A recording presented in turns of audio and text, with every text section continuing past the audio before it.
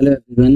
हमारा आज का टॉपिक है रेशियो एंड प्रोपोर्शन और जो ये क्वेश्चन है एसएससी एमटीएस 2021 में पूछा गया है। सबसे पहले क्वेश्चन को समझते हैं। Suman divided a certain sum between her three daughters. Suman किसी धनराशि को अपनी तीन बेटियों के बीच में बांटती है इन द रेशियो 2:3:4, 2:3:4 में। Had she divided the sum in the ratio 1/2:1/3:1/4, यदि वह इस धनराशि को 1/2 अनुपात 1/3 अनुपात 1/4 में बांटती, the daughter who got the least share earlier, वो बेटी जो पहले सबसे कम धनराशि प्राप्त करती थी, वुड हैव गॉट ₹3500 मोर, उसको 3500 रुपये अधिक प्राप्त होते। ठीक है। फाइंड द सम, तो आपने धनराशि बतानी है कि वो धनराशि जो इन तीन बेटियों में बांटी जा रही थी वो कितनी थी। ठीक है। तो हम तीन बेटियों के नाम एज्यूम यहाँ पे कर लेते हैं, ए, बी एंड सी। पहले धनराशि 2:3:4 में बांटी जा रही है। ठीक है, ये अर्लियर की बात। लेकिन अब क्या कर रही है, यदि वह 1/2 अनुपात 1/3 अनुपात 1/4 में इस धनराशि को बांटती है, तो जिस बेटी को पहले सबसे कम शेयर मिलता था उसको 3500 रुपये अधिक प्राप्त होते। देखिए, जो धनराशि है वो पहले जो बांटी जा रही थी और जो अभी बांटी जा रही है वो सेम है, अनुपात ही तो चेंज हुआ है। तो इसलिए हम कह रहे हैं कि पहले ये जो धनराशि है पहले वाली और बाद वाली जो अनुपात वाइज है, इसको भी हम सेम कर लेते हैं। सेम करने के लिए सबसे पहले क्या करेंगे, देखिए जो फ्रैक्शन में रेशियो लिखा हुआ है इसको हम होल नंबर में ले आते हैं, पूर्णांक में ले आते हैं। ठीक है, 1/2 1/3 1/4 पूर्णांक में लाने के लिए क्या करेंगे कि जो डिनोमिनेटर में वैल्यू है, क्या डिनोमिनेटर में है वैल्यू 2, 3 एंड 4, इसका एलसीएम ले लेते हैं। 2, 3 और 4 का एलसीएम कितना होता है 12। तो 12 से पूरे सेकंड रेशियो को मल्टीप्लाई कर दें। 1/2 इंटू 12 करेंगे तो कितना आएगा 6, और 1/3 इंटू 12 करेंगे तो कितना आएगा 4, और 1/4 इंटू 12 करेंगे तो 3। क्लियर। तो ये होल नंबर में पहला रेशियो भी होल नंबर में, ये तो ऑलरेडी था, दूसरा रेशियो भी हमने होल नंबर में बना लिया। अब हम देख रहे हैं कि पहला रेशियो टोटल था कितना। देखिए 2 + 3 5 + 4 9 यूनिट पहला रेशियो था, और बाद वाला रेशियो कितना हो गया 6 + 4 10 + 3 13। ठीक है।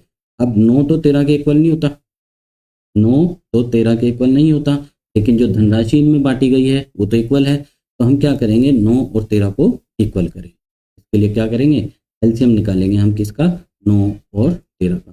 देखिए 13 जो है वो प्राइम नंबर है। ठीक है, अभाज्य संख्या है। प्राइम नंबर का किसी भी नंबर के साथ जब आप एलसीएम निकालते हैं तो नंबर का दोनों का प्रोडक्ट जो होता है वही एलसीएम का, तो कितना आ जाएगा 117। 13 9 जा 117।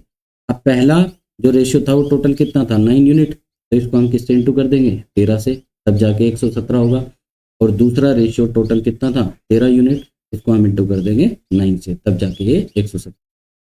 अब हम यहाँ पे देख लेते हैं 13 2 जा 26, 13 3 जा 39 और 13 4 जा 52।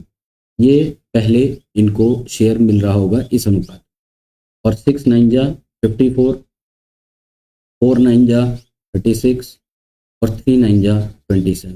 अब मिलेगा इस रेशियो।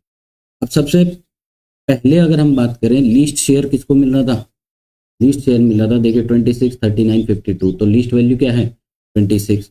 अब कितना मिल रहा है इसको 54, तो कितना ज़्यादा मिल रहा है 54 - 26, दैट इज 26 दूनी 52 + 2 28 यूनिट एक्स्ट्रा मिल रहा है।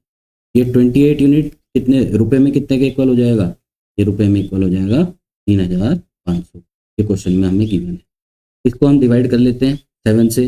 7 4 जा 28 और 7 5 जा 3500। तो एक यूनिट की वैल्यू यहाँ से अगर हम निकालेंगे तो 500 को डिवाइड करेंगे किससे 4 से, एक यूनिट की वैल्यू हमारे 500 डिवाइड बाई 4 कितना हुआ 125।